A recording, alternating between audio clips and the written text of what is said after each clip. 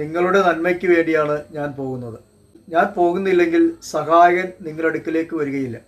ഞാൻ പോയാൽ അവനെ നിങ്ങളുടെ അടുക്കിലേക്ക് ഞാൻ അയക്കും. വിശുദ്ധ യോഹന്നാന്റെ സുവിശേഷം 16-ാം അധ്യായം 7-ാം തിരുവചനം. നമ്മുടെ നന്മയ്ക്ക് വേണ്ടിയാണ് ഈശോ സ്വർഗത്തിലേക്ക് പോയത്. അവിടുന്ന് മറ്റൊരു സഹായകനെ നമുക്ക് നൽകും, പരിശുദ്ധാത്മാവായ ദൈവം.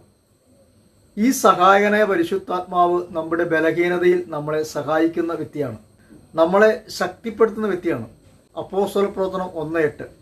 പരിശുദ്ധാത്മാവ് കടന്നു വരുമ്പോൾ നിങ്ങൾ ശക്തി പ്രാപിക്കും. ദൈവത്തിൻ്റെ ശക്തി ബലഹീനരായ നമ്മളിലേക്ക് കടന്നു വരുമ്പോൾ നമ്മുടെ കഴിവിനേക്കാൾ ഉപരിയായ കാര്യങ്ങൾ ചെയ്യുവാനും പ്രവർത്തിക്കാനും സാധിക്കും.